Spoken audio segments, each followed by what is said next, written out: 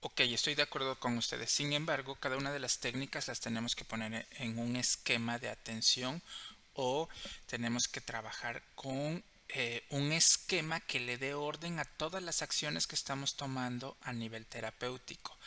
Funciona para controlar la ansiedad. El hielo sí, sí funciona, funciona la respiración, sí funciona, funcionan los medicamentos, funcionan los testes, sí, sí funcionan dependiendo del grado y la intensidad. Ok.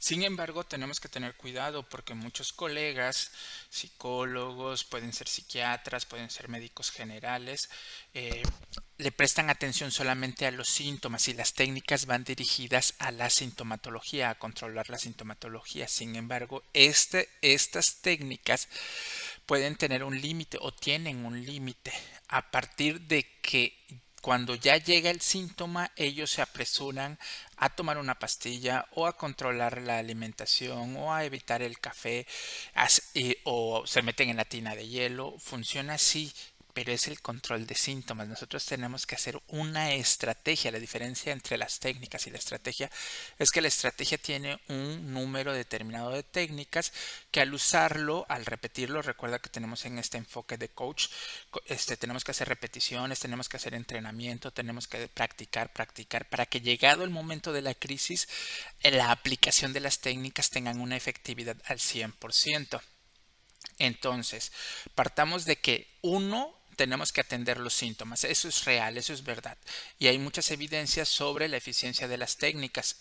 Pensemos en este de registro de los pensamientos intrusivos, ¿no? Que está bajo el enfoque de psicología cognitivo-conductual y tú llevas un registro de cuáles son los pensamientos intrusivos, pues, haces unos pensamientos alternos, evalúas la veracidad o la conexión que tienen con realidad de estos pensamientos intrusivos o la posibilidad de que se hagan realidad y los vas registrando. ¿Funcionan? Sí funcionan, pero tienen un límite, cada técnica tiene un límite. Lo que tenemos que considerar al aplicar una estrategia es hacer una serie de técnicas.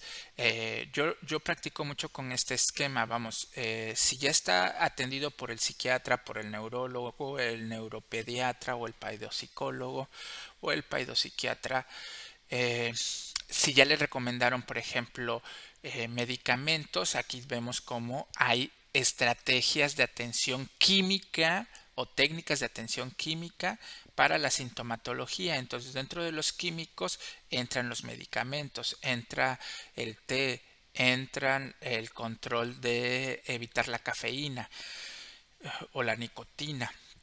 Sin embargo, también hay técnicas a nivel físico que también funcionan. El cambio de temperatura, la exposición al sol hace cambios bioquímicos. Un abrazo hace cambios bioquímicos. Un beso hace cambios bioquímicos. Que estés junto a la persona amada hace cambios bioquímicos.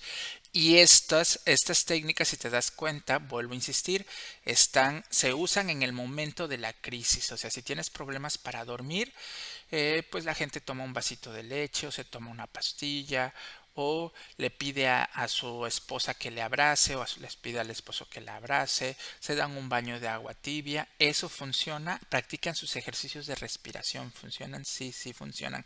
Y si tienes 4, 5, 7 técnicas, pues va a ser mucho mejor la estrategia. Sin embargo, tenemos que considerar los factores de riesgo o disparadores en toda atención integral de la ansiedad, del trastorno del sueño, de la depresión, de el estrés financiero. Tendríamos que estar cuidando los factores de riesgos o disparadores. Los disparadores entran en los factores de riesgo.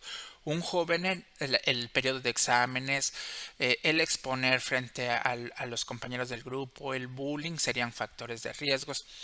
Que si la novia o la exnovia está dentro del salón es un factor de riesgo que puede alterar emocionalmente a nuestro consultante, sí lo puede alterar. Otro factor de riesgo pensando en los adultos pueden ser la presión laboral, la carga de trabajo, la responsabilidad. Esos son factores de riesgo.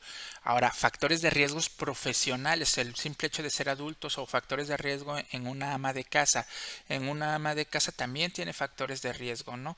Que un hijo esté enfermo, la carga mental de identificar si ya se venció el seguro de la camioneta, si va bien en calificaciones los hijos, si tiene que pensar o en administrarse con el dinero que le dan para las inscripciones o para el periodo vacacional, etcétera. Son cargas mentales que pueden estar generando que se incremente la sintomatología de ansiedad, de estrés o trastorno del sueño, entre otros trastornos, ¿sale? Entonces, las técnicas también tienen que estar atendiendo los factores de riesgo. Tres, todas las acciones que estemos implementando para el control o el manejo emocional también tienen que hablar de libertad financiera. Imagínate un adulto que bueno, hace sus respiraciones en la noche, escucha su música para dormir tranquilamente, hace visualización, o sea, lleva su registro de emociones y de pensamientos. Sin embargo, llegado el fin de mes, tiene que pagar renta, tiene que pagar vehículo, tiene que pagar tenencia, tiene que pagar. Entonces, esos eventos, esas fechas calendarizadas o compromisos calendarizados van a hacer que se dispare otra vez la sensación de ansiedad o de estrés pocos días antes, durante y pocos días después. Es más, hay gente que ya tienen tan comprometido el salario que ni siquiera les alcanza. Y los que son emprendedores, pues también, si no hay ventas en la mañana, si no hay ventas en la tarde, si el fin de semana no se cubrieron las ventas o las ventas de objetivo que tenía, entonces también va a elevar los niveles de tensión, va a elevar los niveles de ansiedad, va a elevar las preocupaciones o los pensamientos rumiantes y le va a quitar el sueño. Entonces también las estrategias cuando hablan con el psicólogo tienen que estar dirigidas para hablar de esto, de los factores de riesgo psicosociales y la generación de dinero, de la libertad financiera. También tenemos que madurar en eso. Ahora bien, ya como hemos dicho, tenemos que hablar de lo que sucede dentro de nuestra cabeza, en qué postura estamos, qué está sucediendo de forma automática y ahí estaríamos trabajando con los pensamientos. Por ejemplo, uno de los pensamientos más constantes es la generalización siempre. Tú escuchas a los jóvenes, a los adultos y dicen, es que siempre me pasa lo malo, siempre es así, siempre esto, siempre el otro, y entonces están ocupando el siempre como un mecanismo o una dinámica de pensamiento que inicia en el pasado, está en el presente y adivina qué, les condena hacia el futuro. Y esa condena hacia el futuro es lo que debilita las otras técnicas, debilita las técnicas que están dirigidas a la sintomatología porque los pensamientos están programados para la autodestrucción.